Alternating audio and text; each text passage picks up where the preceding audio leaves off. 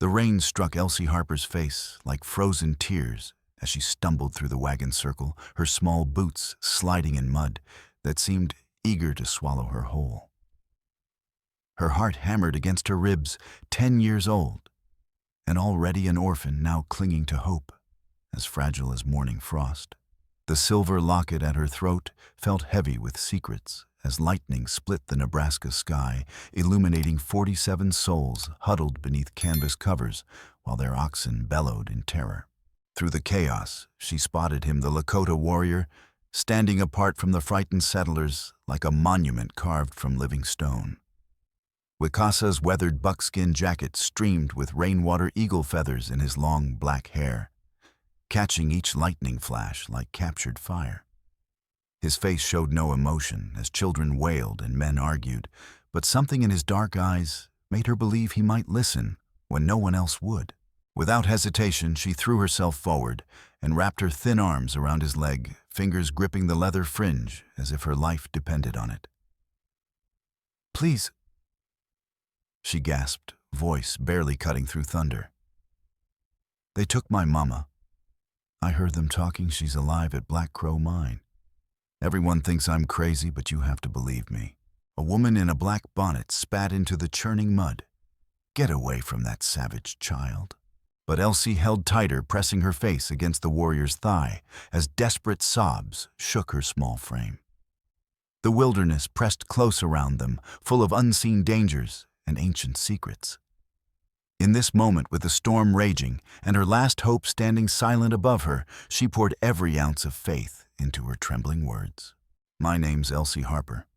My mama is Sarah Harper. Bad men took her 8 months ago, burned our farm. I heard the Calloway brothers whispering about Black Crow Mine, about a woman named Sarah they helped take. Please, you're the only one who might help a little girl find her mama." Slowly, carefully, Wicasa placed one large hand on her shoulder. The touch was gentle but firm, awakening something deep in his memory, a flash of recognition that made his breath catch. The child's desperate courage, her name, even the locket she wore. It all connected to a debt he'd carried for years.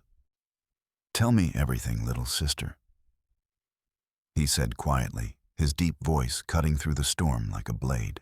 The year 1874 had brought another wave of settlers across the Great Plains, families drawn by promises of free land and dreams of better lives beyond the horizon.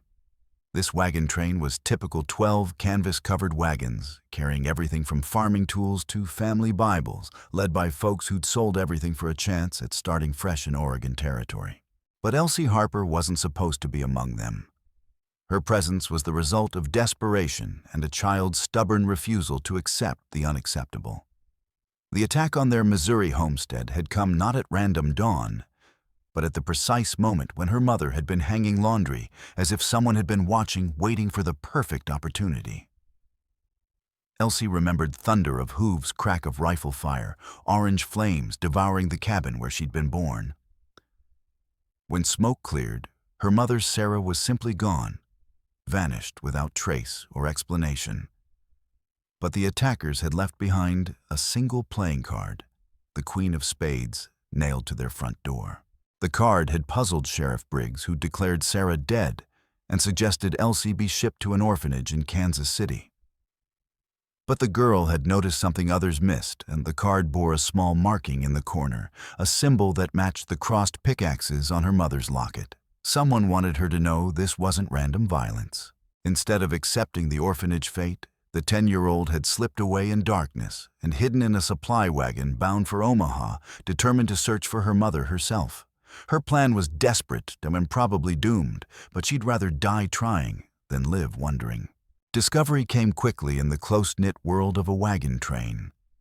Mrs. Abigail Gaines, a stern widow traveling west with farming equipment, reluctantly took Elsie under her wing, but more as unpaid servant than adopted daughter.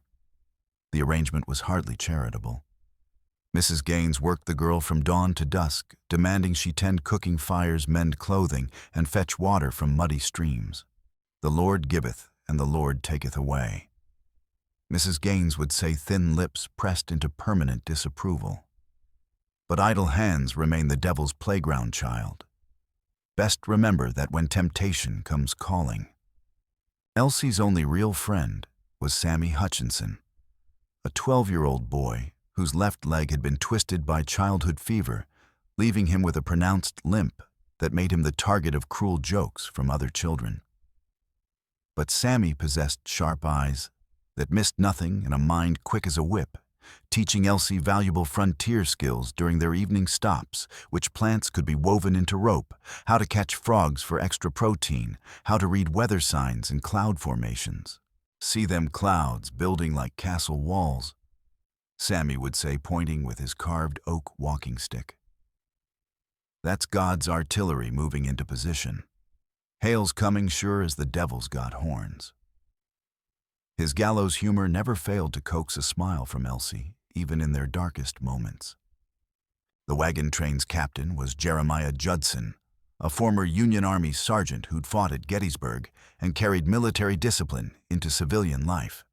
At 55, he was carved by war and frontier hardships, graying beard-trimmed short Colt revolver always loaded and within easy reach.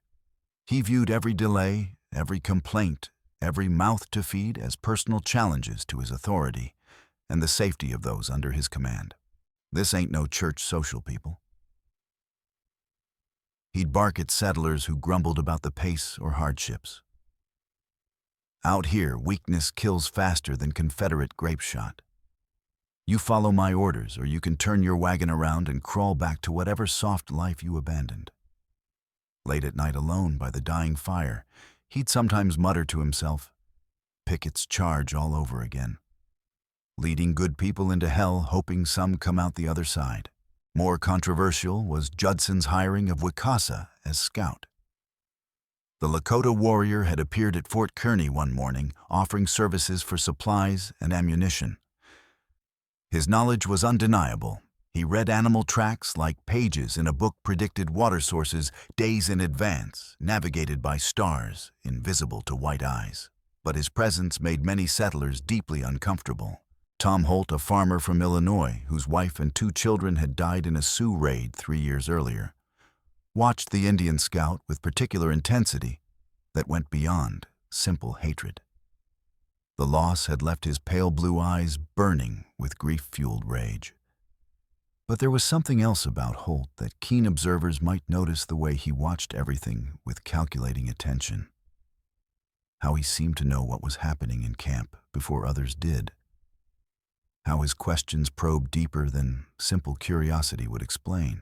During the war, Holt had served not as a common soldier, but as intelligence officer under General Sherman, trained in observation deduction and the subtle arts of gathering information from unwilling sources. Those skills, sharpened by loss and hardened by grief, remained sharp as ever. His hatred of Indians was real enough, born from genuine tragedy, but his professional instincts never slept. Those instincts had been triggered almost immediately by the Calloway brothers, former miners, who joined at Fort Kearny with nervous energy and too much gold for men claiming failed claims.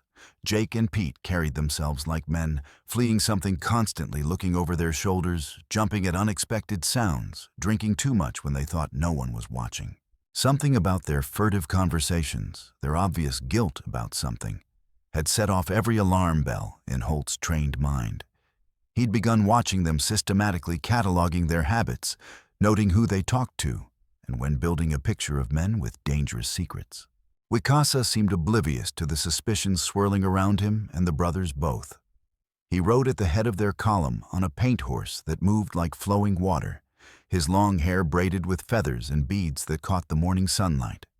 Around his neck hung a medicine bag made from elk hide, and across his back was strung both a traditional bow of horn and sinew and a Winchester rifle that he handled with deadly precision. The scars that crisscrossed his arms and chest told stories of battles fought and survived. And there was a deep sadness in his dark eyes that spoke of losses that could never be healed or forgotten. Sometimes, in the quiet moments before sleep, he claimed the camp he would stare up at the star-filled sky with an expression of profound loneliness that made even his enemies wonder what ghosts haunted his dreams. In those dreams came visions of a winter 7 years past himself, wounded and dying, beside a frozen trail, 3 bullets in his chest and ribs cracked from rifle butts waiting for death to claim him. Then, a kind white man's face bending over him, gentle hands examining wounds that should have been fatal, a voice speaking soothing words in broken Lakota, as precious food and warmth were shared without question or condition. John Harper, who'd risked everything to save a wounded enemy, asking nothing in return but promised to remember his generosity. The memory was both comfort and burden, a debt of honor that haunted Wicasa's waking hours and drove him to seek redemption he wasn't sure he deserved. The storm lashing their wagon train was catastrophic, the worst weather they'd encountered since leaving the settled lands behind. The North Platte River had swollen far beyond its banks, blocking their intended westward trail with a torrent of muddy water that carried uprooted trees, bloated cattle carcasses, and the broken remnants of other travelers who'd attempted the crossing and failed. But it was during this forced delay that Elsie overheard the conversation that would change everything and set in motion events none of them could have imagined. Unable to sleep in the cramped wagon, she shared with Mrs. Gaines, whose snoring filled the confined space. Like the rumble of distant thunder, Elsie had slipped outside to relieve herself when voices drifted from the direction of the horse picket. She recognized the speakers immediately. Jake and Pete Calloway. Their hushed tones urgent with worry, and thick with the slur of men who'd been drinking to drown their fears. Something in their manner made her freeze in the shadows and listen with the intensity of a child who'd learned that adult secrets often meant the difference between life and death. Should never have taken that job. Jake was saying words tumbling over each other in his haste to get them out. Keating's not just some mining boss with big ideas. He's got connections that reach all the way to Washington territory, maybe even back to the Capitol. Politicians, judges, army officers, all of them bought and paid for. What choice did we have? Pete hissed back, taking another gulp from the bottle that glinted in the pale starlight. After what we witnessed in Denver, after seeing him put that bullet in Judge Morrison's head, we're lucky he didn't just kill us outright to tie up loose ends. At least this way we got paid good money and a head start before anyone comes looking. Elsie's heart began pounding so hard, she was afraid they might hear it. They were talking about murder, about corruption that reached into the highest levels of government, and somehow her mother was connected to it all. $20 gold for the snatch job. Jake continued, his voice dropping even lower. Another $50 each for keeping quiet about what that Harper woman really saw. She wasn't just some random farm wife in the wrong place. She was delivering eggs to Judge Morrison's wife when Keating came calling. She saw everything through the kitchen window when he executed that federal judge like he was putting down a rabid dog. Judge Morrison had been getting too close to the truth about those missing survey teams. Pete added his own voice, shaky with remembered fear. All them government men who disappeared over the past 2 years, the ones whose bodies never turned up.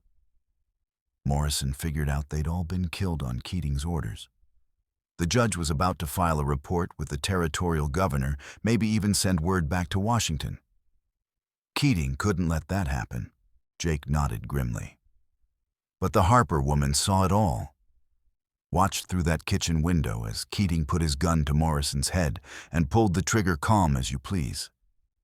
She would have run then, screaming for help, but Keating's men were already surrounding the house. They caught her before she got 10 steps. Think she's still alive up at Black Crow? Pete asked, though his tone suggested he already knew the answer. Has to be. Jake replied with certainty that chilled Elsie to the bone. Keating needs her alive, in case anyone comes looking for her or starts asking too many questions. Dead women can't convince people to stop searching, can't write letters saying they're happy and safe in their new lives. But alive and broken, working in those deep shafts where the sun never shines. He shuddered despite the warm night air. What he's doing to her ain't just about keeping her quiet. It's about making sure she never wants to be found, never wants to see another human face as long as she lives. From the shadows, 30 yards away, Tom Holt listened with growing interest and professional admiration for the intelligence he was gathering. His training had taught him to recognize when scattered pieces of information began forming a larger, more dangerous picture. The Calloway brothers weren't just fleeing a failed mining venture or even simple criminal charges. They were fleeing something far worse, something that connected to missing federal officials and a web of corruption that reached into the territorial government itself. Elsie waited in the shadows until the brothers stumbled away to their wagon, then raced through the sleeping camp toward Captain Judson's quarters, her bare feet splashing through puddles as lightning continued to illuminate the storm-torn sky. She had to tell someone what she'd heard, had to convince them that her mother was alive and being held by men far more dangerous than simple outlaws. The captain emerged from his wagon like an angry bear, roused from hibernation, his gray hair standing up in all directions and his hand instinctively reaching for the Colt revolver that never left his side, even during sleep. But when Elsie showed him her mother's locket and began repeating what she'd overheard, his military bearing straightened and his weathered face grew thoughtful. "Child, that's a serious accusation you're making," he said slowly, studying the locket's engraving crossed pickaxes over the initials J.H., in script so fine it must have been done by a master craftsman. Judge Morrison disappeared 6 months ago, and federal marshals have been combing 3 territories looking for him. If what you heard is true, Christ almighty, it's Shiloh all over again. Good men dying while the brass plays politics. The Calloways know where my mama is. Elsie insisted, her small hands gripping the locket so tightly her knuckles went white. They said Black Crow Mine up north in the Red Hills.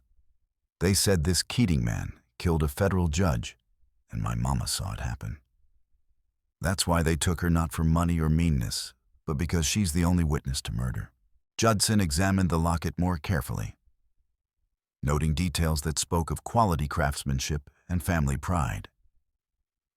"Your father worked mines in Pennsylvania before we came west to claim our homestead," Elsie explained.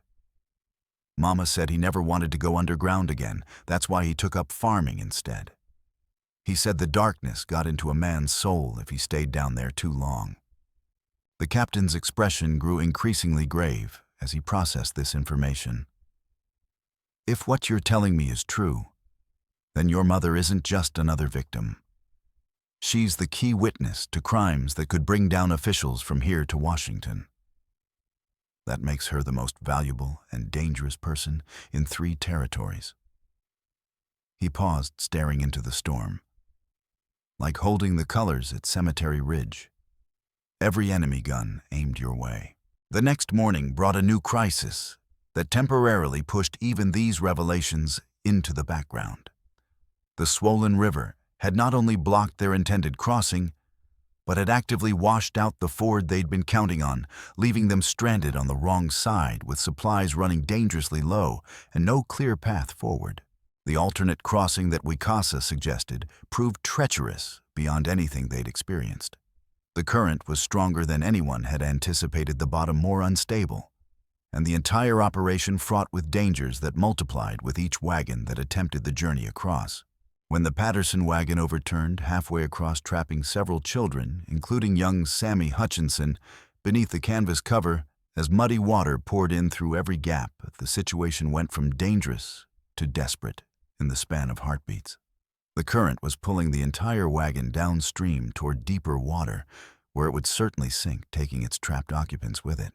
Without hesitation or thought for her own safety, Elsie plunged into the rushing water, her small body immediately caught by the current and swept toward the foundering wagon.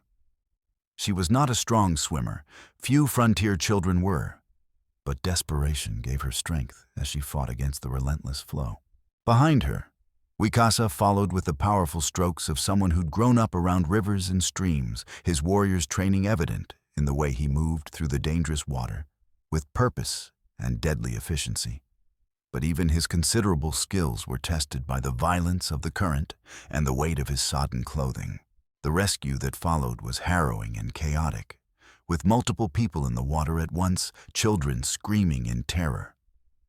and the very real possibility that they might lose several lives to the river's hunger. Elsie reached the wagon first, her small hands grasping desperately at the wooden tailgate. Just as it tilted further and more, water rushed inside. Sammy was there, his face pale with terror and his twisted leg making it impossible for him to swim, even if he could somehow reach the opening. The other children were huddled together in rapidly rising water, their cries lost in the thunder of the storm and the roar of the river. "Take my hand," Elsie gasped, spitting out a mouthful of muddy water that tasted of rotting vegetation and things better left unidentified. "I'll pull you out." But Sammy was too heavy for her small arms to lift, and the current kept pushing them apart, no matter how desperately she tried to maintain her grip. Then Wicasa was there beside them, his strong hands lifting the boy effortlessly and passing him to Elsie, with the gentle care of someone handling precious cargo. "Hana, hold tight to the wagon," he commanded, his voice somehow carrying clearly despite the noise and chaos surrounding them. "Do not let go no matter what happens." One by one, he pulled the trapped children from the tilting wagon, passing them to safety, while the current tried its best to drag them all downstream to certain death. The littlest girl, Mary Hutchinson, was unconscious when he reached her, her small body limp and frighteningly cold. Wicasa quickly turned her upside down and pressed firmly on her back until she coughed up what seemed like gallons of river water and began crying the most beautiful sound any of them had ever heard. By the time all the children were safe on the far bank, Elsie was exhausted and shaking violently with cold, her lips blue, and her small body racked with uncontrollable tremors. The current had pulled her much farther downstream than she'd realized, and she could barely keep her head above the surface as hypothermia began to set in. She felt herself going under the muddy river, closing over her head, as her strength finally failed when strong arms suddenly grabbed her from behind and hauled her up and out of the water's deadly embrace. Wicasa's face was the first thing she saw. When her vision cleared, his dark eyes filled with concern. And something else. Recognition, respect, perhaps even a touch of wonder at what this small girl had accomplished. He carried her to the safety of the muddy bank, where someone she thought it might be Mrs. Gaines wrapped her in a dry blanket and held her close while she shivered uncontrollably and coughed up what felt like half the river. "You did well, little sister," Wicasa said softly, kneeling beside her with something that might have been pride shining in his weathered features. "You have the heart of a true warrior, brave beyond your years and strong beyond your size." The praise warmed her more than the blanket or the small fire that someone had quickly built nearby. But their troubles were far from over, and the full scope of their disaster was only beginning to become clear to the shaken survivors.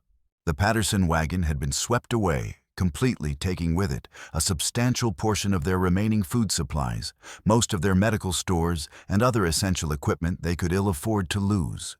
Even worse, the rescued children were all showing signs of dangerous exposure to the cold water.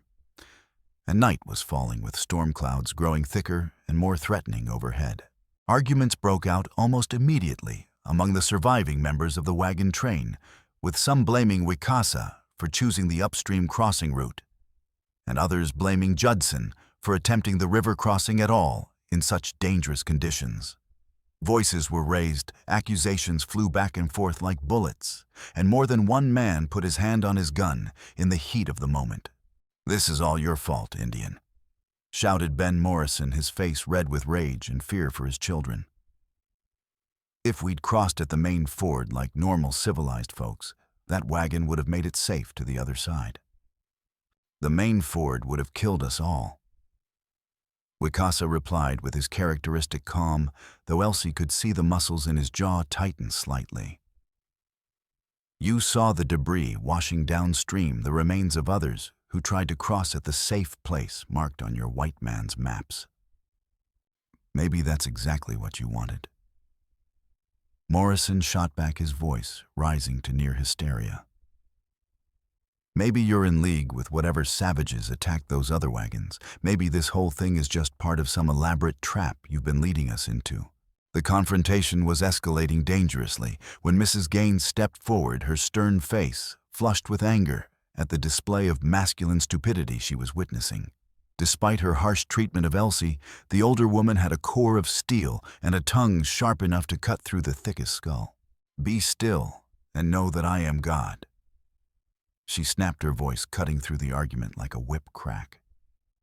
Then more gently to little Mary Hutchinson, who was crying, "Hush now, child. He shall give his angels charge over thee to keep thee in all thy ways. You're safe now." She turned back to the men with fire in her eyes. "While you grown men stand here arguing like spoiled children, fighting over toys, we have sick youngsters who need immediate care and attention."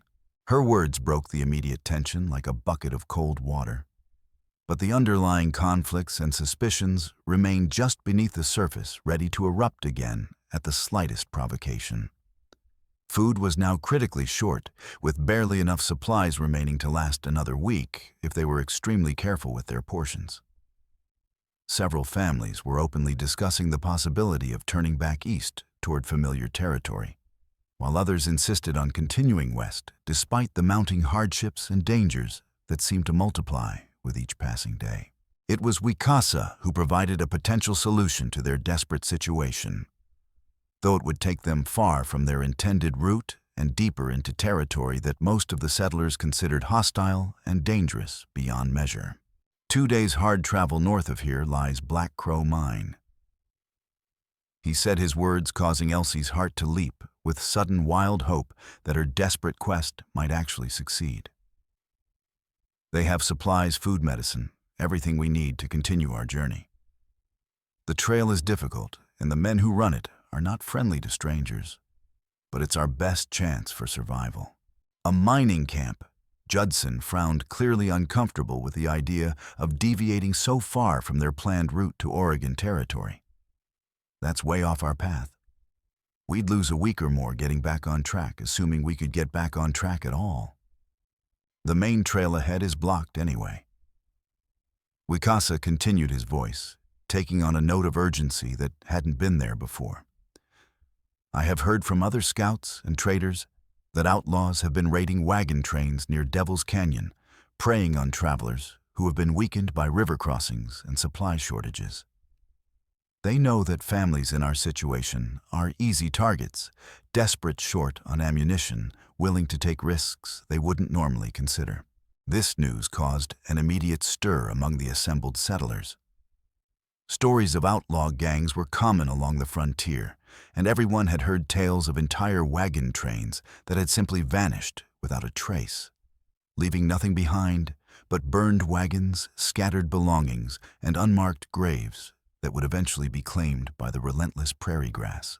Tom Holt, who had been watching and listening with the focused attention of a professional intelligence gatherer, stepped forward with a question that cut straight to the heart of the matter. "How do we know you ain't leading us into a trap yourself?" he demanded, but there was less conviction in his voice now than there might have been earlier.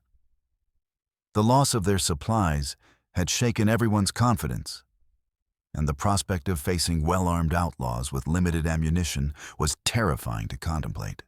"Because I give you my word as a warrior and a man of honor," Wicasa said simply, meeting Holt's pale gaze without flinching. "And because at this point you have no other choice if you want to reach Oregon territory alive." But Holt had other reasons for his interest in Black Crow Mine. Reasons that had nothing to do with supplies or safety, and everything to do with the conversation he'd overheard the night before. If the Calloway brothers were telling the truth, the mine was the center of a criminal conspiracy that had been operating with impunity for years, protected by corrupt officials and enforced by men who killed as casually as they breathed. Judson studied the warrior's face for a long moment, weighing options and calculating risks with the methodical precision of a career soldier who'd learned that the wrong decision could cost lives. The silence stretched out uncomfortably as everyone waited for his decision, knowing that their lives might well depend on whatever choice he made in the next few seconds. Finally, he nodded grimly. "All right, Indian. We head north to this mining camp of yours. But if you're lying to us, if this turns out to be some kind of setup or ambush..." He paused, his hand resting on his pistol grip. "Well, I've seen what grape shot does to a man at close range. Won't be pretty." Wicasa accepted the threat without any visible reaction. But Elsie caught a glimpse of something deep in his dark eyes. Not fear of death, which would have been understandable, but a profound sadness that seemed to encompass all the mistrust and violence that had come to define relations between white settlers and the native peoples of the plains. The trail north led through country that seemed designed by a vengeful god to test human endurance and break the spirit of anyone foolish enough to challenge its dominion. The familiar rolling prairie with its endless seas of grass waving in the constant wind gave way to broken badlands where red sandstone formations jutted from the earth like the broken ribs of titanic beasts. The landscape was harsh and unforgiving, carved by wind and flash floods into fantastic shapes that hurt the eyes to look upon. Sand red as dried blood swirled in the constant wind, coating everything in a fine layer of grit that worked its way into clothes, food, and lungs with merciless persistence. The air itself seemed poisoned thick with alkali dust and the stench of sulfur from underground springs that bubbled up through cracks in the sun-baked earth. The first day's travel was relatively uneventful, though the rough terrain took a heavy toll on both wagons and animals. Several wheels cracked on the rocky ground, requiring time-consuming repairs that ate precious hours from their dwindling daylight. Even worse, their water barrels were running dangerously low, and the few streams they encountered ran bitter with minerals that left a metallic taste in the mouth and caused painful stomach cramps in those who drank too much. Elsie walked beside the Gaines wagon to spare the struggling oxen any unnecessary weight, her feet aching in boots that had never been designed for such punishing travel. The landscape around them reminded her of the biblical stories about the Israelites wandering in the wilderness, and she found herself offering silent prayers that their own journey wouldn't take 40 years to complete. Sammy limped along beside her, his twisted leg, making each step a visible effort, but he never complained or asked for help that might slow down the train. Instead, he entertained her with observations about their increasingly hostile surroundings, his sharp eyes noting details that most adults missed entirely. "See them buzzards circling up there," he said, pointing with his carved oak walking stick toward the black shapes wheeling high overhead against the brassy sky. "They're following something that's dying, or maybe something that's already dead.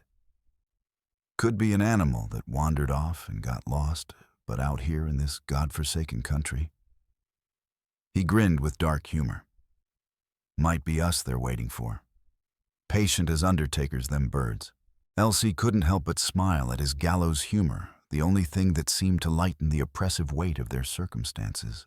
As if summoned by his ominous words, they came across the first concrete evidence of violence that afternoon.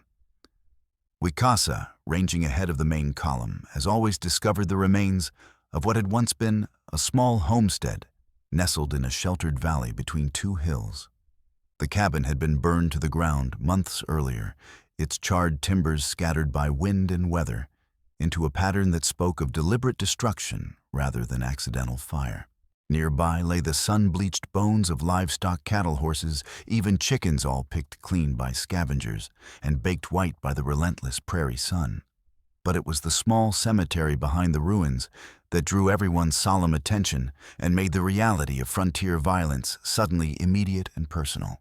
Someone had taken the time and effort to bury the dead properly, marking each grave with a rough wooden cross and a few words carved deep into the weathered wood, with obvious care and grief.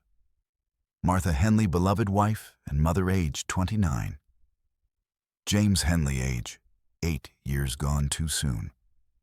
Baby Sarah in the arms of angels. Mrs. Gaines removed her black bonnet and bowed her head in respectful prayer, her lips moving silently. "Yea, though I walk through the valley of the shadow of death, I will fear no evil," she whispered, then louder for the children. "For thou art with me. Thy rod and thy staff, they comfort me." Other settlers followed her example, the men removing their hats, while the women gathered their children closer, all of them suddenly aware of how thin the line was between civilization and the savage chaos that could erupt without warning in this lawless land. "Indians?" asked Ben Morrison nervously, his hand moving instinctively to rest on the rifle that lay across his saddle horn. Wicasa knelt beside the graves, studying the ground around them, with eyes that could read stories written in dust and scattered debris. After a few moments, he stood and shook his head definitively. "No," he said with quiet certainty that brooked no argument. "White men did this. See the horseshoe prints in the hardpan, all from shod horses. My people do not burn homes and barns. We take what we need for survival and leave the rest for others who might have use for it." Tom Holt spat contemptuously into the red dust, though his attention was focused less on the graves than on the Calloway brothers, who were exchanging nervous glances and whispering urgently to each other. "Of course you'd say that protecting your murdering friends. Probably some of your own relatives who did this butcher's work. The dead speak their own truth to those who know how to listen." Wicasa replied without any trace of anger or defensiveness. "These people were killed for their animals and supplies, not for land or honor or revenge. This is the work of outlaws and professional killers, not warriors fighting for their homeland and families." The grim discovery cast a pall over the entire wagon train that lingered long after they left the ruined homestead behind. Conversations around the evening campfire were muted and subdued, and more than one settler slept that night with a loaded rifle within easy reach of their bedroll ears, straining for any sound that might herald approaching danger. The second day brought different but equally troubling challenges.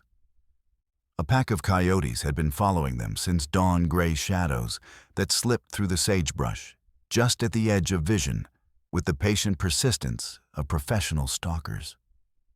At first, there were only 3 or 4 of the animals, but by midday, their numbers had grown to more than a dozen, and they were growing bolder with each passing hour. "They're getting too close," Judson observed grimly, watching the predators through his Army-issue spyglass. "Must be powerful hungry to follow us this close to camp in broad daylight. Could be they've been feeding on human remains, gotten a taste for it." He lowered the glass with a troubled expression. "Reminds me of the battlefield scavengers after Antietam. Once they get that taste," his words proved all too prophetic. That night, despite a careful ring of fires maintained around the wagon's circle, the coyotes struck with an intelligence and coordination that was almost human in its cunning and effectiveness. They came not for the livestock, which was well guarded and alert to danger, but for the food supplies themselves, somehow managing to slip past the sentries and tear into several supply bags before anyone realized what was happening. The attack scattered precious flour and beans across the ground, contaminating them with dirt and animal droppings, and making them completely inedible. The loss was absolutely devastating to people who were already rationing every mouthful and counting the days until their supplies ran out entirely. Angry voices were raised immediately. Accusations flew back and forth like bullets in a gunfight. And Tom Holt was quick to point an accusing finger at their Indian guide, though his real suspicions lay in an entirely different direction. "This is your doing," he shouted at Wicasa, his face flushed red with rage and carefully manufactured suspicion. "You probably called them damn coyotes with some kind of savage magic. You're trying to weaken us, starve us out so your war party friends can finish us off easy when we're too weak to fight back." Coyotes follow their noses and their hunger not magic or spirits. Wicasa replied with his usual calm, though Elsie could see the strain beginning to show in the tight lines around his eyes. "They smell food and weakness and desperation. Nothing more mysterious than that." But it was young Sammy Hutchinson who discovered the real culprits behind the coyote raid. His naturally sharp eyes catching something that all the adults had missed in their anger and confusion. While helping to clean up the scattered and ruined supplies, he noticed boot prints in the flour dust. not paw prints, but the clear impressions of human feet leading away from the torn supply bags in a direct line toward the Calloway brothers' wagon. "Look here, Elsie," he whispered urgently, pointing to the clearly visible tracks with his walking stick. "Them coyotes didn't tear open them bags with their teeth, they was cut clean with a sharp knife, see? And look how some of the flour's been scooped up real careful-like, not just scattered around random." He grinned with dark satisfaction. "Somebody's been playing us for fools. Question is what other games they got planned." Elsie followed the trail of evidence with growing excitement and a cold anger that surprised her with its intensity. If the Calloway brothers were stealing supplies from their fellow travelers, it might give her the leverage she needed to force them to tell her more about Black Crow Mine and what had really happened to her mother there. She waited until full darkness had settled over the camp like a suffocating blanket and then crept carefully toward the brothers' wagon, with Sammy limping along behind her as quietly as his twisted leg would allow. What they found when they reached their destination was even better than simple evidence of theft. They found Jake and Pete Calloway themselves drunk on stolen whiskey and talking with the loose tongues that strong drink often encourages in men with guilty consciences. Should never have left that godforsaken place. Jake was mumbling his words badly slurred, but still understandable to anyone listening carefully. "That woman we helped Keating grab was worth more than all the gold we ever pulled out of that cursed hole in the ground. Sure was worth more." Pete agreed, taking another long drink from a bottle that glinted in the pale moonlight. "Pretty little thing reminded me of my sister back in Kentucky before she took sick and died of the fever. Felt real bad about what we had to do to her, but a man's got to eat, and Keating paid better than anybody else ever did." Elsie's heart began pounding so hard, she was afraid the brothers might hear it echoing across the quiet camp.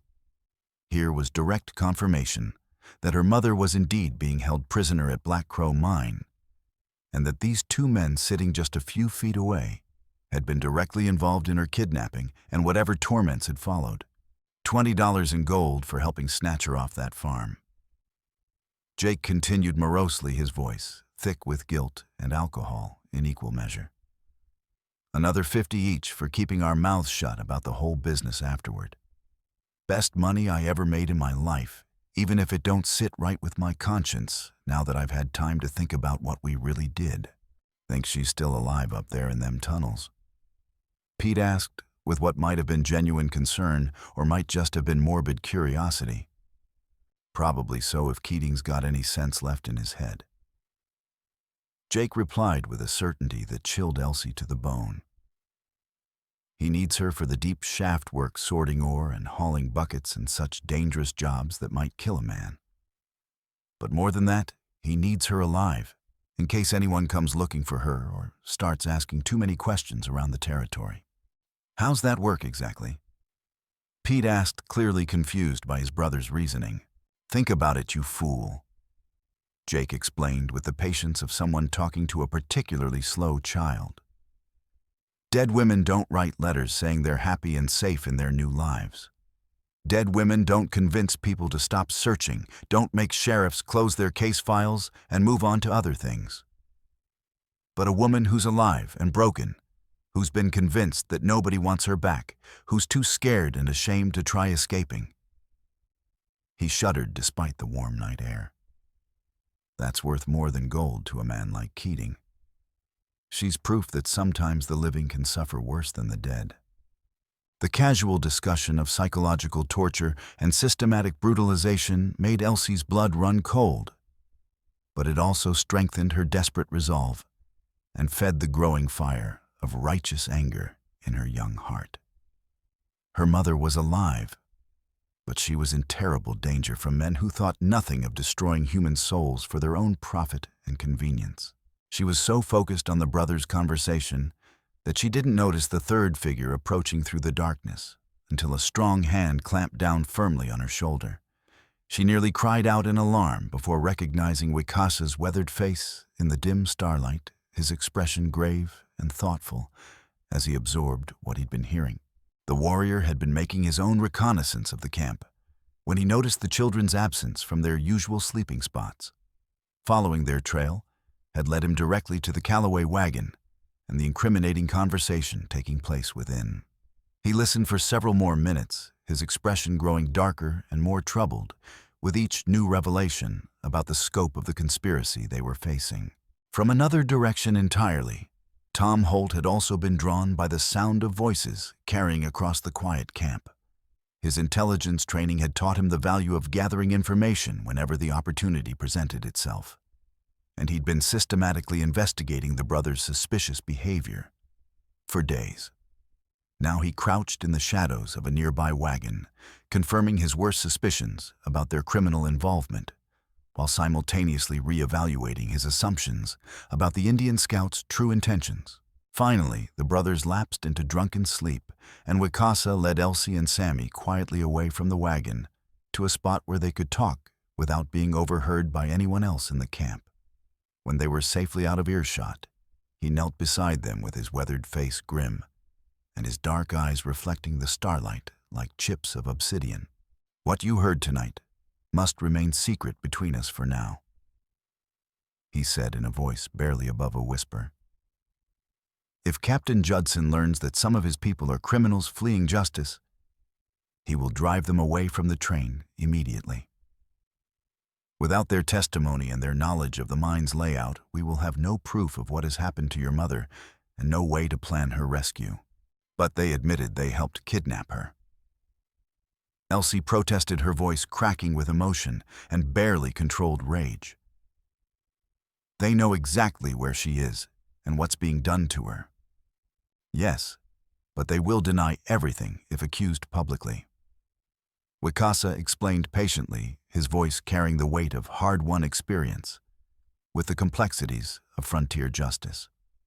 "And even if they confess to Captain Judson, he will not risk his entire wagon train to rescue one woman from a heavily fortified and defended mining camp.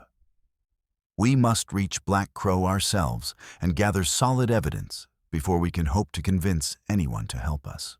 His words made perfect sense from a tactical standpoint, but the waiting and deception required were almost unbearable for a 10-year-old girl who had already endured months of uncertainty about her mother's fate. Every mile they traveled north brought them physically closer to Sarah Harper, but it also meant more time for something terrible to happen to her. More opportunities for Keating's brutality to break her spirit beyond repair. As the three conspirators made their way carefully back to the main wagon circle, none of them noticed the fourth shadow that detached itself from behind a nearby boulder and followed at a discreet distance. Tom Holt had been unable to sleep, his mind churning with dark suspicions and the pieces of a larger puzzle that were finally beginning to fit together into a recognizable pattern. His intelligence training had taught him to look for connections that others might miss, and what he'd overheard tonight had confirmed several theories he'd been developing about the true nature of their destination. The Indian scout wasn't leading them into a trap. As he'd originally suspected, he was leading them toward a confrontation with forces far more dangerous than simple outlaws or territorial criminals. By morning, Holt had made a decision that would change the entire dynamic of their desperate situation. Instead of maintaining his pose as a suspicious settler watching the Indian scout for signs of treachery, he would reveal his true background and offer his expertise to help plan what was beginning to look like a military operation rather than a simple rescue mission. He approached Wicasa during the morning preparations, keeping his voice low and his manner casual to avoid attracting unwanted attention from the other settlers. "I know what you're planning, Indian," he said quietly, his pale eyes studying the warrior's face for any sign of surprise or alarm. "And I know more about Black Crow Mine than you might think." Wicasa's hand moved instinctively toward the tomahawk at his belt, but Holt raised his hands peacefully, his expression more weary than threatening. "Easy there, friend. I'm not your enemy here, despite what I might have said or done before now." A long pause. "During the war, I learned to gather intelligence and analyze situations that weren't always what they appeared to be. I've been watching the Callaway brothers since Fort Kearny and I've heard things that make me think that mining operation isn't what it appears to be." Silence stretched between them for long moments.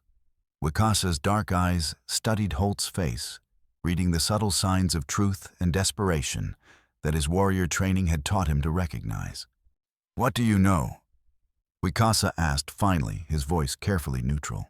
"Keating's not just running illegal mining claims or cheating the government out of mineral rights." Holt replied, producing a small notebook from his coat pocket. "He's been systematically eliminating anyone who threatens his operation. Federal officials survey teams witnesses to his crimes. The Harper woman isn't his first victim, and she won't be his last if we don't find a way to stop him." He opened the notebook to reveal pages covered with neat handwriting sketches and what appeared to be organizational charts. "I've been mapping his operation based on conversations I've overheard, rumors from other travelers, patterns of disappearances reported in territorial newspapers." Another pause. Black Crow Mine is more than just a fortress. It's the center of a criminal empire that reaches into the highest levels of government. More silence. Then Wicasa nodded slowly. "You seek redemption," the warrior said simply. "As do I." "Something like that," Holt agreed. "My hatred nearly destroyed me. Time to put it to better use." The unlikely alliance between the former Union intelligence officer and the Lakota warrior began that morning, forged by necessity and mutual respect for each other's professional capabilities. Holt's analytical mind and extensive military experience would complement Wicasa's knowledge of the terrain and his warrior's instincts, creating a partnership that neither could have imagined just days before. The final 2 days of their journey to Black Crow Mine passed in a blur of careful planning and growing tension. Wicasa made several scouting trips ahead of the main column, mapping the approaches to the mine and identifying potential routes for infiltration or escape. Meanwhile, Holt worked with him to develop detailed plans based on intelligence gathered from the Calloway brothers and his own analysis of similar operations he'd encountered during his military service. What they discovered was both encouraging and terrifying. The mine was indeed built like a medieval fortress carved into the hillside with only one main entrance and guard towers overlooking all possible approaches. But it was also dependent on a complex system of ventilation shafts, drainage tunnels, and supply routes that could potentially be exploited by someone with the right knowledge and sufficient determination. More importantly, they learned that Sarah Harper was not the only prisoner being held in the mine's depths. According to the intelligence they'd gathered, Keating was holding at least 6 other people in the played-out shafts, men and women who had disappeared over the past year after getting too close to the truth about his operation. This discovery changed the entire scope of their mission. They were no longer planning a simple rescue of one woman, but a complex operation to liberate multiple prisoners while simultaneously gathering evidence that could bring down a criminal conspiracy, reaching into the highest levels of territorial government. The red hills surrounding Black Crow Mine rose from the badlands, like the broken bones of some ancient giant, their surfaces carved by wind and flash floods into fantastic shapes that seemed to shift and writhe in the shimmering heat haze. Twisted juniper trees clung to the rocky slopes with desperate tenacity, their branches gnarled into arthritic claws by the constant wind and scorching sun that had baked these hills for countless centuries. As they crested the final ridge and caught their first glimpse of their destination, even the most hardened members of the wagon train felt a chill of apprehension run down their spines. Black Crow Mine looked like something out of a nightmare, its dark tunnels boring into the hillside, like the mouths of hungry beasts waiting to swallow the unwary. Guard towers perched on strategic outcroppings commanded clear views of all approaches, while armed men patrolled the perimeter with the disciplined precision of professional soldiers rather than simple miners. Wicasa called for a halt while they were still several miles from the mine, choosing a sheltered spot where a seasonal creek had carved a shallow depression in the otherwise barren landscape. The water here ran clear and cold, the first they'd tasted in days that didn't leave a bitter metallic aftertaste. But even this small blessing felt ominous, given what lay ahead. We rest here until after dark." He announced his words, causing an immediate stir of protest among settlers who had been expecting to reach the mining camp by early afternoon and conclude their business before nightfall. "What for?" Judson demanded, his patience worn dangerously thin by the long journey and the mounting tensions within his command. "You said this Black Crow place had supplies we could trade for. Every hour we delay costs us food we can't spare and water we don't have to waste." Wicasa's dark eyes studied the hills ahead with the intensity of a hunter who senses a trap waiting to be sprung, his weathered face reflecting none of the doubts and fears that churned in his mind. Black Crow Mine is not a place to approach without great caution and careful preparation. He said diplomatically, "The men who work there are hard men who have seen too much violence and death. They do not welcome strangers, especially wagon trains full of families with women and children." "Are you saying it's actually dangerous?" Mrs. Patterson asked nervously, one hand moving instinctively to rest on her swollen belly, where her unborn child kicked restlessly, as if sensing the tension in the air around them. "I am saying we must be prepared for anything and everything." Wicasa replied carefully, unwilling to reveal the full extent of what he and Holt had discovered about Keating's operation. "Marshal Keating rules that mining camp like his own private kingdom.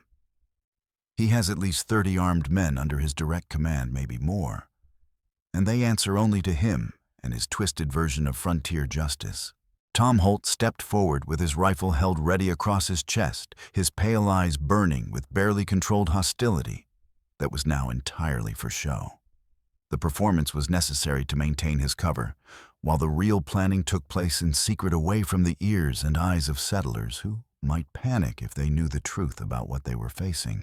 "Sounds to me like our red friend here is having second thoughts about leading us into whatever ambush he's got planned with his savage allies," he said loudly enough for everyone to hear, his voice carrying just the right note of suspicion and barely controlled violence. "There is no ambush waiting for us," Wicasa said with weary patience, though Elsie could see the strain beginning to show in the tight lines around his eyes and the way his hand rested near his tomahawk. "But neither is there safety for the unwary or unprepared. We must approach carefully, conduct our business quickly and efficiently, and leave before there can be any misunderstandings or complications." The afternoon passed with agonizing slowness as tensions within the group continued to build like pressure in a steam boiler ready to explode. Several families were openly discussing the possibility of turning back toward the main trail despite the risks from outlaws and their critically dwindling supplies. Others, driven by desperation and the very real fear of starvation, insisted on continuing toward the mine, regardless of whatever dangers might await them there. Elsie found herself caught between wild hope and paralyzing terror as the hours dragged by with leaden feet. Her mother was somewhere in those forbidding hills ahead, possibly within just a few miles of where she now sat, trying to force down a meager supper of hardtack and beans. But the closer they came to Black Crow Mine, the more real and immediate the dangers became, and the more she understood that their rescue mission might well end in disaster for everyone involved. As evening approached and the sun began its descent toward the western horizon, painting the badlands in shades of blood and gold, Wicasa began the final preparations for what he privately thought of as a military operation rather than a trading expedition. He and Holt had spent hours refining their plans, accounting for every contingency they could imagine, and preparing for others they couldn't. The strategy they developed was complex and risky, dependent on precise timing and flawless execution by people who had never worked together before and might not survive their first mistake. But it was also their only realistic chance of rescuing the prisoners and gathering the evidence needed to bring down Keating's criminal empire once and for all. While the settlers made their evening camp and tried to rest before whatever trials awaited them, Wicasa, Holt, and Elsie met in secret one final time to review their respective roles in the desperate gamble that would begin in just a few hours. The warrior would infiltrate the mine through a ventilation shaft he'd located during his reconnaissance, making his way to the deepest levels where the prisoners were being held. His mission was to locate Sarah Harper and the others, then prepare them for evacuation when the signal came. Tom Holt would remain with the main group, initially ostensibly standing guard, but actually positioning himself to create the diversion that would draw Keating's men away from the critical areas at precisely the right moment. His military training and knowledge of explosive devices would be crucial in the chaotic minutes that would determine success or failure. Elsie, despite her age and size, had perhaps the most dangerous assignment of all. She was small enough to crawl through a drainage culvert that led directly into the mine's lower levels, a passage too narrow for adults, but just wide enough for a determined child with the courage to attempt something that would terrify seasoned soldiers. Her task was to reach her mother and the other prisoners, then guide them through passages that only someone her size could navigate effectively. It was a job that required not just physical courage, but the kind of mental toughness that many adults never developed, and the weight of that responsibility sat heavily on her young shoulders. "You understand what you must do?" Wicasa asked her, his voice gentle but serious. "I find Mama and bring her to the shaft." Elsie replied with more confidence than she felt. "And if something goes wrong?" "Nothing will go wrong," Holt interjected. "We've planned for everything, every contingency." A moment of silence. Then Wicasa spoke again. "If something does go wrong, little sister, you save yourself first. Your mother would want that." But first they had to deal with Marshal Keating himself and the small army of killers who served his twisted ambitions. As if summoned by their thoughts and fears, the mine's main gate swung open with a groan of rusted hinges, and a procession of torches began moving down the hillside toward their camp. At the head of this ominous parade rode a tall figure in a black duster that billowed behind him, like the wings of some enormous bird of prey, his marshal's badge catching the firelight like a malevolent star fallen to earth. "Good evening, weary travelers." Keating's voice boomed across the valley with theatrical authority, carrying clearly through the thin air despite the distance. "Welcome to Black Crow Mine. I trust your journey through our beautiful badlands has been educational." The settlers gathered nervously around their wagons as Keating's entourage approached their faces, reflecting a mixture of hope for supplies and growing apprehension about the armed men who accompanied their potential savior. The marshal himself cut an imposing and vaguely threatening figure, tall and lean as a scarecrow, with pale eyes that seemed to catalog every weakness, every fear, every vulnerability among the people he surveyed. Behind him rode 20 armed men whose faces bore the hard stamp of professional violence, their weapons well maintained, and their postures suggesting they were ready to use them at a moment's notice. These were not simple miners, or even typical frontier outlaws. They moved with the disciplined coordination of soldiers or mercenaries, and their cold eyes missed nothing as they evaluated the wagon train's defenses and capabilities. "I am Marshal Keating," the tall figure announced with theatrical flair that somehow made him seem even more dangerous than simple brutality would have. "This territory falls under my jurisdiction, and these fine gentlemen are my deputies and associates." He paused, his pale eyes scanning the crowd with predatory interest. "You're currently trespassing on private property that has been legally claimed under territorial mining law. However," a cold smile, "I'm prepared to be accommodating to fellow Americans in need." Captain Judson stepped forward with his rifle held ready, but not quite aimed at the marshal. His military bearing evident in his straight shoulders and steady gaze, despite the desperate circumstances they found themselves in. "We're peaceful travelers in genuine need of supplies and provisions," he said clearly. "We can pay fair prices for food, water, and basic necessities." Keating's laugh was like the sound of breaking glass, sharp and brittle, and completely devoid of genuine amusement. Fair prices, my dear Captain. I'm afraid you misunderstand your situation entirely. He dismounted from his horse with fluid grace, his movements those of a man comfortable with violence. You see, I know exactly why you're really here, and it has nothing whatsoever to do with trading for supplies. His pale eyes swept over the assembled settlers until they found Elsie in the crowd. And when they did, his smile turned predatory in a way that made several adults step protectively closer to their children. "Hello there, little Miss Harper," he said with mock courtesy that was somehow more terrifying than open threats would have been. "What a charming dress you're wearing.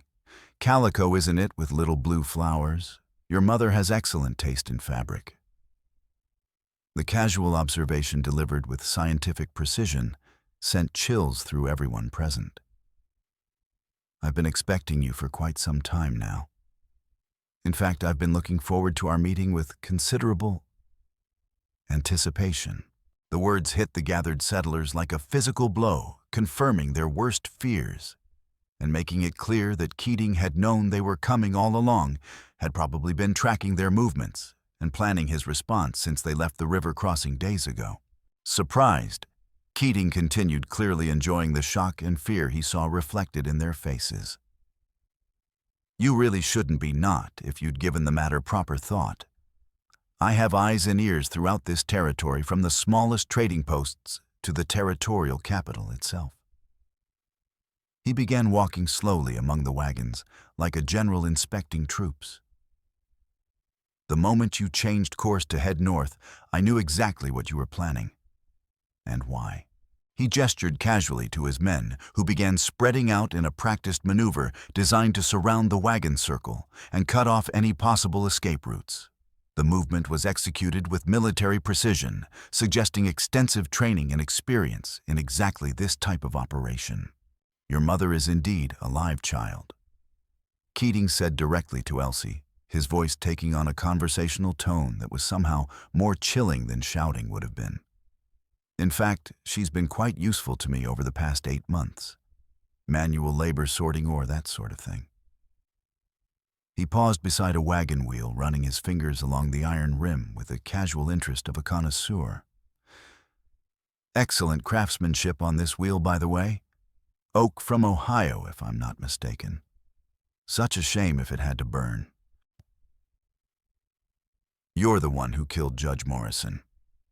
Captain Judson said, his military training evident in the way he continued to project authority despite their increasingly desperate circumstances. "Judge Morrison was a fool who couldn't leave well enough alone," Keating replied, without a trace of remorse or even concern. "Federal judges, territorial surveyors, nosy settlers who ask too many questions, they all seem to think this country belongs to them by some divine right."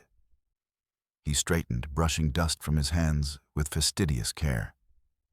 "I've been teaching them otherwise, one grave at a time. The lessons have been instructive for all concerned." From the shadows at the edge of the torchlight, a figure stumbled into view, pushed forward by 2 of Keating's men with rough efficiency that spoke of long practice. Elsie's heart nearly stopped as she recognized her mother, though 8 months of captivity and forced labor had transformed Sarah Harper almost beyond recognition. The vibrant woman she remembered, who had filled their Missouri cabin with laughter and song while she worked, had been replaced by a hollow-eyed shadow of her former self. Her once beautiful dress hung in tatters, her dark hair was matted and dirty, and her face bore the gaunt look of someone who had been fed just enough to keep working, but never enough to maintain real strength. But there was something in Sarah's eyes that gave Elsie hope, not defeat or despair, but a calculating intelligence that suggested her spirit had not been entirely broken by whatever horrors she had endured. She caught her daughter's gaze across the firelit space and gave an almost imperceptible nod toward the mine entrance behind Keating's position, as if trying to communicate some crucial piece of information. "None now, then." Keating continued, clearly savoring his moment of apparent triumph over the desperate families who had walked so willingly into his trap. "Let's discuss the terms of our business arrangement. You came here looking for the woman, and I'm perfectly prepared to return her to you." His smile widened. "For a reasonable price, of course. What kind of price are we talking about?" Judson asked warily, though he probably already suspected what the answer would be. "Everything." Keating said simply, his pale eyes glittering with avarice and cruelty in equal measure.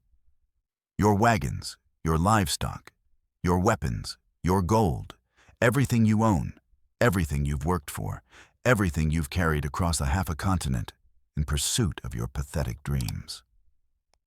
He gestured grandly toward his armed men. "In exchange, I'll allow most of you to walk away from here with your lives."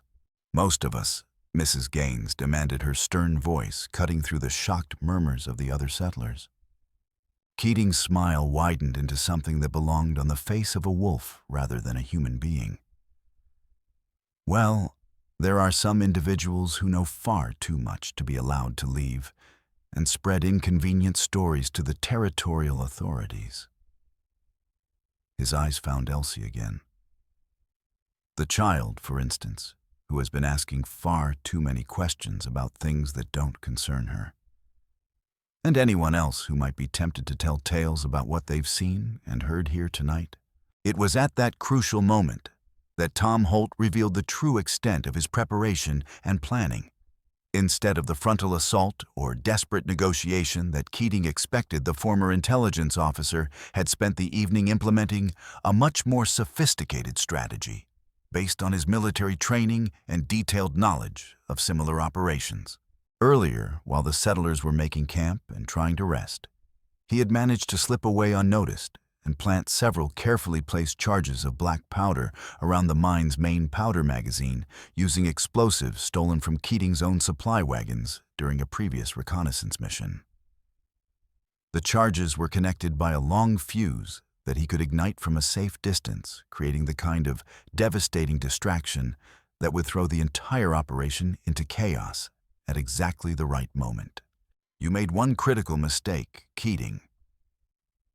Holt called out clearly, his voice carrying the authority of someone who had faced down dangerous enemies before and emerged victorious. "You assumed we came here unprepared and ignorant of what we were facing." The massive explosion that followed his words lit up the night sky like a second sun, turning darkness into blazing day. As the south side of the mine erupted in a cascade of rock flame and debris that sent Keating's men scrambling for cover and created exactly the kind of chaos and confusion that the rescue operation required. The blast was even more devastating than Holt had anticipated, triggering a secondary explosion in an adjacent storage area that housed additional mining supplies and ammunition. The combined detonations sent shockwaves through the entire hillside, collapsing several tunnel entrances and creating a hellish landscape of fire and smoke that transformed the orderly mining operation into a scene from the apocalypse.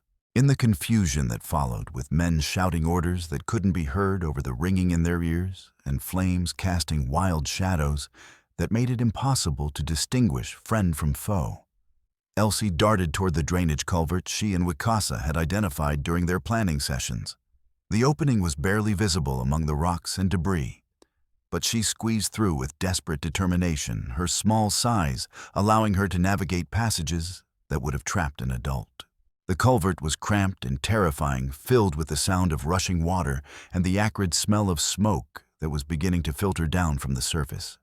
But Elsie forced herself to crawl forward through the darkness, following memorized directions toward the deepest levels of the mine where her mother was being held. Meanwhile, Wicasa had already been inside the mine for over an hour, having infiltrated through the ventilation shaft according to their carefully rehearsed plan. He moved through the smoke-filled tunnels like an avenging spirit, his warrior's training evident in the way he navigated the maze of passages, while avoiding the guards who were rushing toward the surface to deal with the emergency above. The explosion had damaged several support beams in the lower levels, and the entire tunnel system was beginning to flood with groundwater from broken pipes and blocked drainage systems. The rising water added another layer of urgency to an already desperate situation, as it became clear that they had only minutes to locate the prisoners and guide them to safety before the lower levels became completely impassable. Sarah Harper, despite her weakened condition and months of brutal captivity, had not been idle during her imprisonment. She had spent countless hours memorizing every passage, every tunnel, every weakness in the mine's structure, preparing for an opportunity that she had never been certain would come. When the explosion shook the entire hillside and plunged the lower levels into chaos, she knew exactly what was happening and exactly how to respond. "Not this way," she shouted to the other prisoners who were huddled in their makeshift cells, her voice carrying the authority of someone who had been planning this moment for months. "The water will flood the lower tunnels in minutes, but there's another way out if we move quickly and stay together." She led them through a maze of passages that most of Keating's men didn't even know existed, moving with the confidence of someone who had spent countless hours mapping every inch of their underground prison.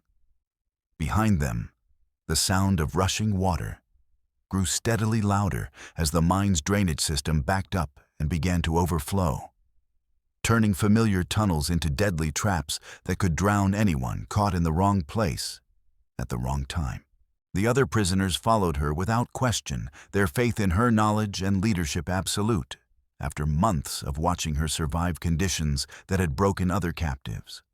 They included a federal surveyor who had been investigating Keating's illegal mining claims, a territorial judge's clerk who had been gathering evidence of corruption, and several local residents who had simply asked too many questions about missing friends and relatives.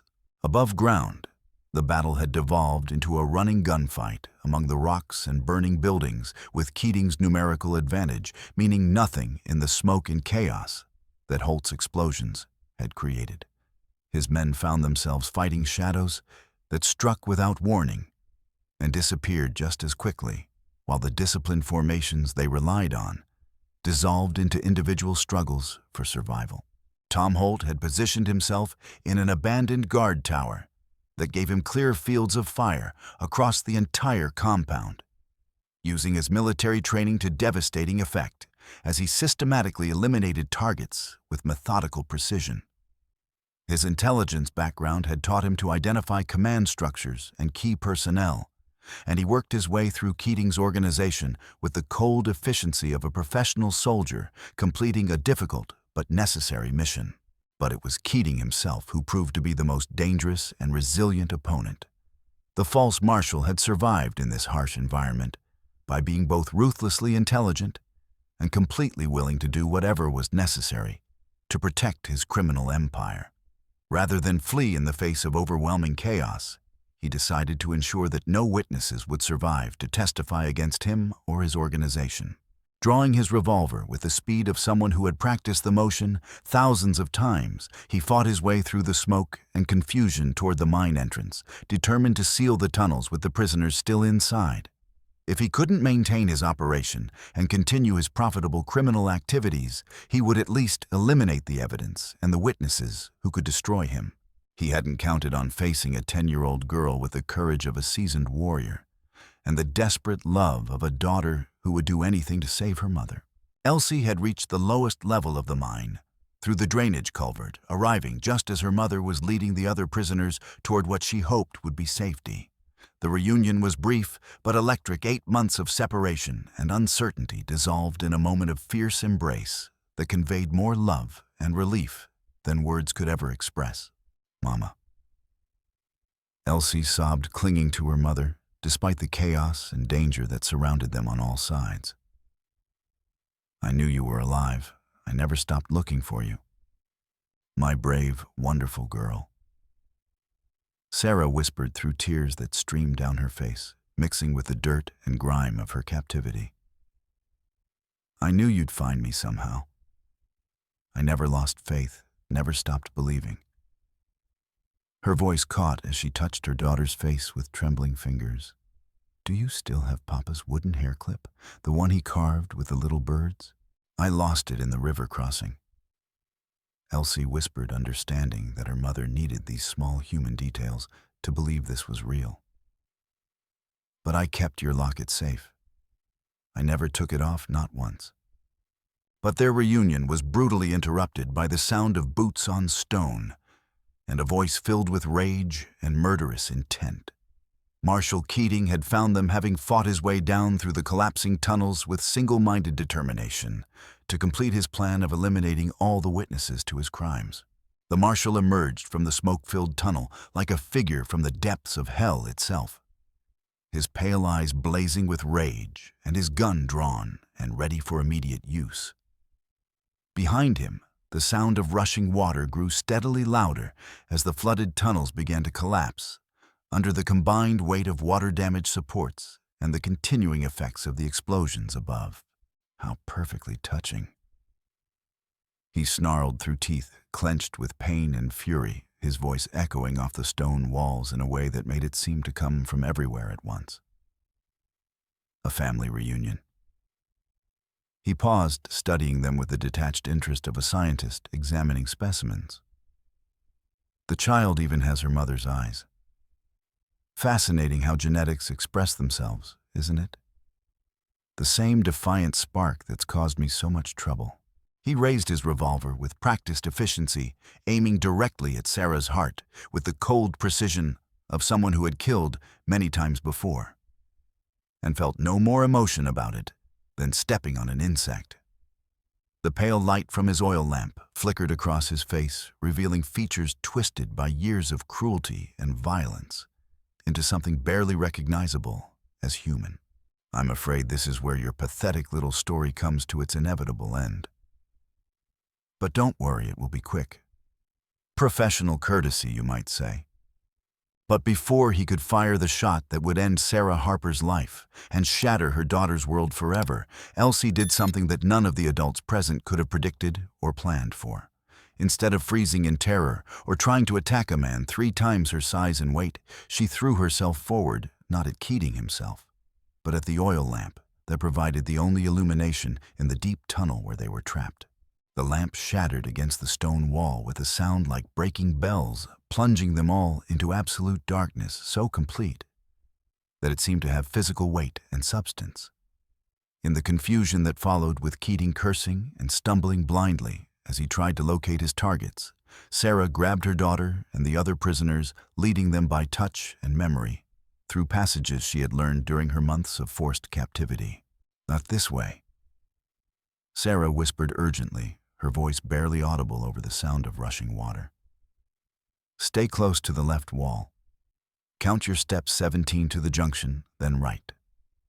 The darkness that hindered and confused Keating was actually an advantage to Sarah, who had spent countless hours working these same passages by lamplight, so dim it barely qualified as illumination at all. She knew every crack and crevice, every loose stone and dangerous drop-off, every shortcut and alternate route that could mean the difference between life and death. Behind them, Keating's shouts of rage and frustration echoed through the tunnels, gradually fading as they put distance between themselves and their would-be killer. But the rising water was a more immediate and inescapable threat, and they could hear it rushing through the lower passages with increasing violence as more of the tunnel system flooded. They reached the ventilation shaft just as Wicasa arrived from above his rope, already secured and ready for their escape.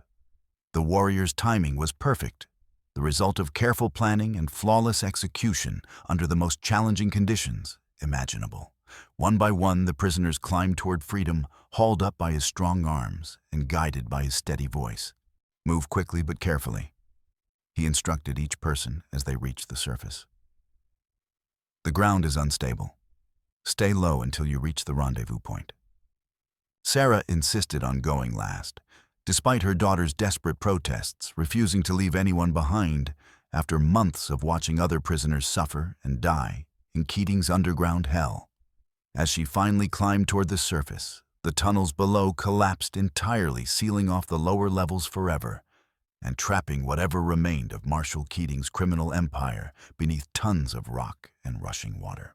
The battle above ground had ended almost as abruptly as it had begun, with the destruction of the mine's infrastructure and the death or flight of most of Keating's organization.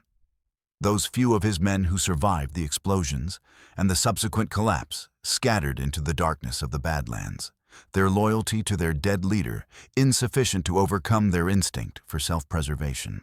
Marshal Keating's body was never found buried somewhere in the flooded ruins of the tunnels that had been both his fortress and his tomb. The water that claimed him was the same water that had been used to torture and break his prisoners, a poetic justice that none of the survivors found inappropriate or excessive. By dawn, Black Crow Mine was nothing more than a smoking ruin, its tunnels permanently sealed and its buildings reduced to ash and rubble.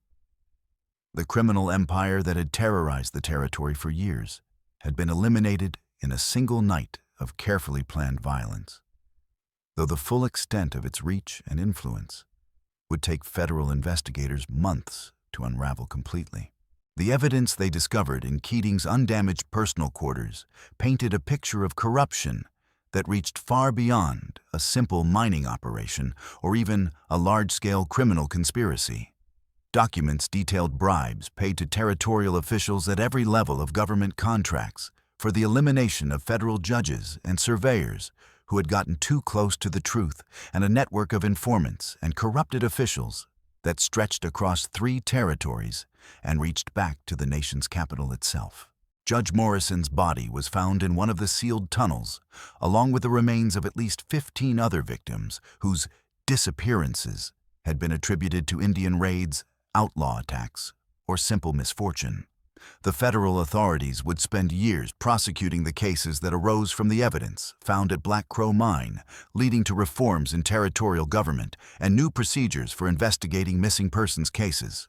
But for the survivors of that terrible night, the larger implications of their victory were less important than the simple fact that they had rescued innocent people from unimaginable suffering and prevented countless future tragedies.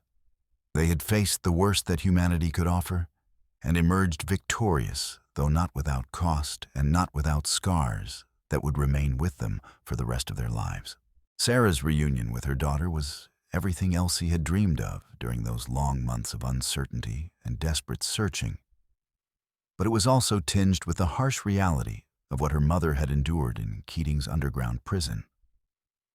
The vibrant woman who had once filled their Missouri cabin with laughter and song had been replaced by someone harder, more cautious, marked by experiences that would take years to heal and might never be entirely forgotten. But she was alive, and she was free.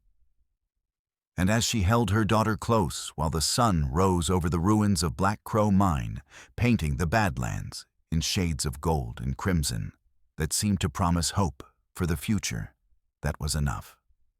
They had found each other again against impossible odds, and nothing that had happened in the darkness could change the love that bound them together. Tom Holt found them there as the morning light revealed the full extent of the previous night's destruction, his face streaked with smoke and exhaustion. But his pale eyes, showing something they hadn't held in years, a kind of peace that came from completing a mission that had required everything he had to give. The hatred that had consumed him since his family's death had been replaced by something else, a recognition that enemies and allies weren't always who you expected them to be, and that redemption was possible even for those who had carried darkness in their hearts for too long. "I owe you an apology," he said to Wicasa, extending his hand to the warrior with genuine respect and gratitude.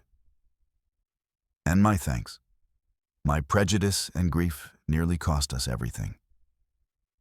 A pause, then quietly, "You proved yourself to be everything a man should be, regardless of the color of his skin or the language he speaks." Wicasa clasped the offered hand without hesitation, his grip firm and his expression reflecting the same respect and recognition. "Grief and loss can make enemies of natural allies," he replied with the quiet wisdom that had sustained him through years of hardship and sorrow. "What matters most is that we learn to see each other clearly before it was too late." A moment of comfortable silence passed between them, the silence of men who had faced death together and emerged as brothers. Captain Judson approached with his military bearing intact, despite the night's ordeal, his weathered face reflecting both relief at their survival and concern for what would come next. "What happens now?" he asked, surveying the ruins of the mine and the small group of survivors who were slowly emerging from their hiding places. The territorial authorities will want answers, and there are bound to be investigations. They'll get all the answers they can handle. Holt replied grimly, gesturing toward the scattered documents and evidence that had survived the destruction. This conspiracy reached all the way to Washington, and heads are going to roll from here to the territorial capital. He paused, looking thoughtful. Reminds me of cleaning out a hornet's nest back in Illinois. You get the queen, the rest scattered to the winds. He looked out at the ruins of the mine, then back at the small group of survivors who had accomplished something that professional soldiers and federal marshals had been unable to achieve. Our concern now is getting these people somewhere safe and making sure that stories like this don't happen again. We've got evidence that will help clean up territorial government for years to come. The journey to Fort Collins took 3 weeks, with Sarah recovering slowly from her ordeal, and the other rescued prisoners beginning the long process of remembering what freedom felt like after months of captivity and brutalization. Along the way, bonds were forged that would last a lifetime. Not just between Elsie and her mother, but between former enemies who had learned to see past their prejudices to the human beings beneath. Wicasa found that his debt to John Harper had been paid in full, but he had gained something far more valuable than the simple satisfaction of honoring an old obligation. He had found a family people who accepted him, not despite his heritage, but because of the strength, wisdom, and courage that heritage had given him. Sarah Harper formally asked him to consider himself her adopted brother in a simple ceremony outside Fort Collins, acknowledging the bond that had been forged in the depths of Black Crow Mine and sealed with shared sacrifice and mutual respect.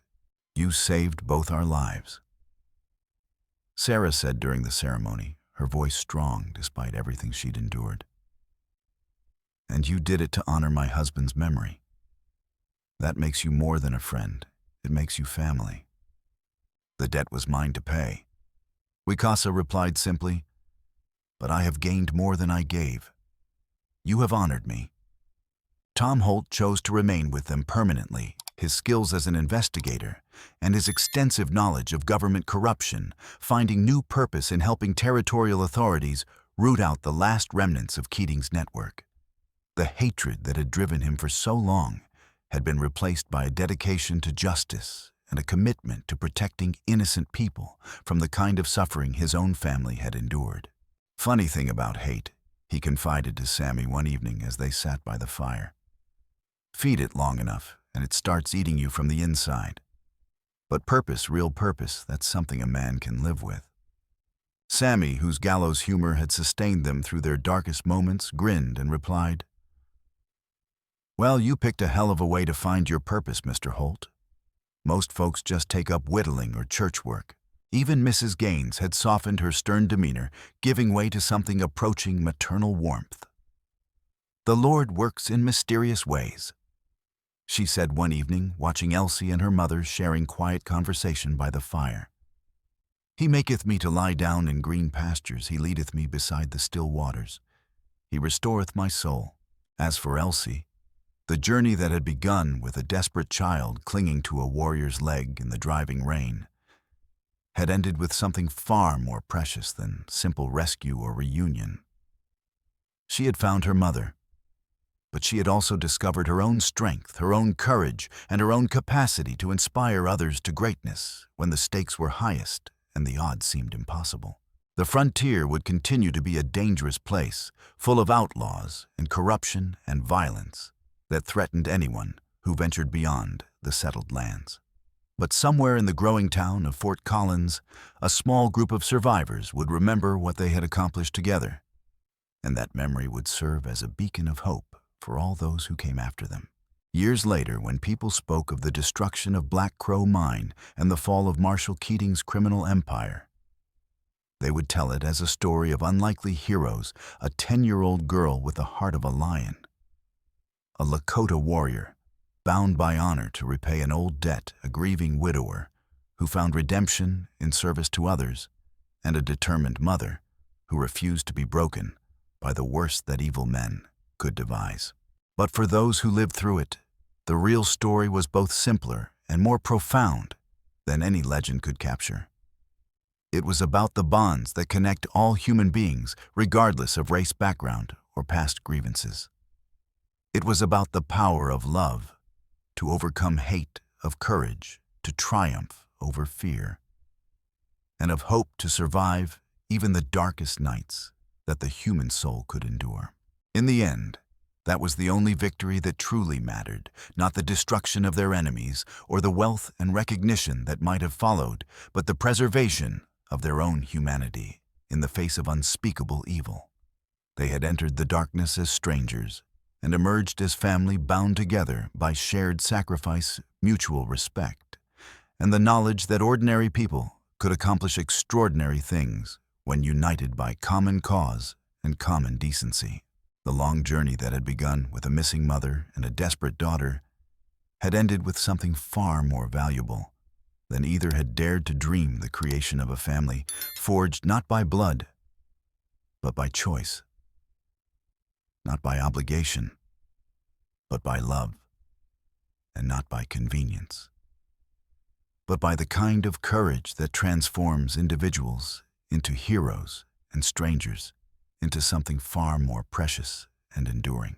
On quiet evenings when the work was done and the frontier town settled into peaceful sleep, Elsie would sometimes stand at her bedroom window and look out at the vast prairie stretching endlessly toward the horizon. She would think of her father, whose simple act of kindness had ultimately saved so many lives, and of Wicasa, whose honor had transformed a debt of gratitude into a bond stronger than blood. The frontier remained a place of danger and opportunity in equal measure, where the strong survived and the weak often perished. But it was also a place where people could find redemption, where the past didn't have to determine the future, and where families could be forged in the crucible of shared hardship and mutual sacrifice. And in that understanding lay the true promise of the American frontier: not conquest or wealth or power, but the possibility of becoming something better than what you were before, of finding family among strangers, and of discovering that courage and love could triumph over even the darkest forces that human beings could unleash upon each other.